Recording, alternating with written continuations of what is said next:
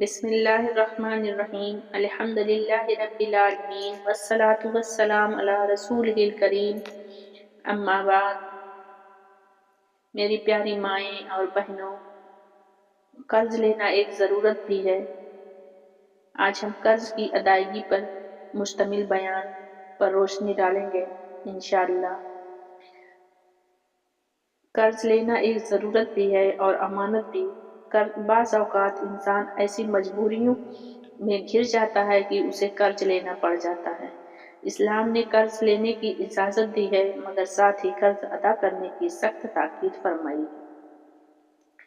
قرض کی ادائیگی کی اہمیت کو سمجھیں۔ نبی کریم صلی اللہ علیہ وسلم نے فرمایا، شہید کی ہر خطا معاف ہو جاتی ہے سوائے قرض۔ صحیح مسلم کی یہ حدیث ہے۔ سوچئے، شہادت جیسا عظیم عمل بھی قرض کے حق کو ختم نہیں کرتا، کیونکہ قرض بندوں کا حق ہے اور بندوں کے حقوق قیامت کے دن ادا کیے جائیں گے۔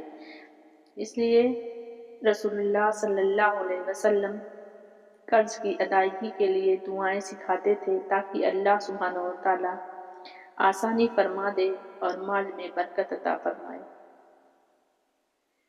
قرض کی ادائیگی کی کچھ دعائیں ہیں، مسنون دعائیں ہیں، اس کو یاد کر لیں اور اس کو پڑھیں اور عمل میں لائیں، انشاءاللہ قرض ادا ہو جائے گا۔ قرض کی ادائیگی کی دعاؤں کا اہتمام کریں۔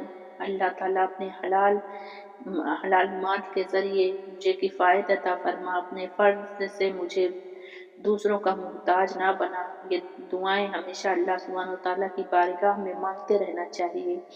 یہ دعا قرض سے نجات اور مالی خود کفالت کا بہترین ذریعہ ہے۔ جو قرض کی دعائیں ہیں، اللہ سبحانہ وتعالیٰ ہم سب کو پڑھنے کی توفیق عطا فرمائے۔ جس کا قرض اللہ تعالیٰ اس کو زیادہ سے زیادہ پڑھنے کی توفیق عطا فرمائے۔ قرض کے داروں کے لیے بشارت ہے کہ نبی کریم صلی اللہ علیہ وسلم نے فرمایا، جو شخص سچے دل سے قرض اتارنے کی نیت کرے، اللہ تعالیٰ اس کے لیے ادائیگی کا راستہ بنا دیتے ہیں۔ یعنی نیت صاف ہو، کوشش ہو اور دعا ہو تو اللہ تعالیٰ راستہ کھول دیتے ہیں۔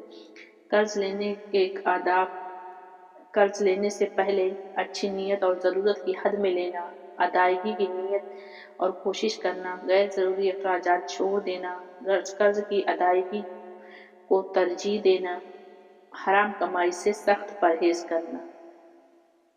حضرت جابر رضی اللہ تعالیٰ کے والد قرض دار تھے۔ وفات کے بعد سامان کم تھا، مگر اللہ نے برکت عطا فرمائی کہ قرض بھی ادا ہو اور گھر والوں کے لیے کافی مال بھی بچ گیا۔ یہ ثابت کرتا ہے کہ سچا ایمان، نیت اور کوشش ہو تو اللہ مدد فرماتے ہیں۔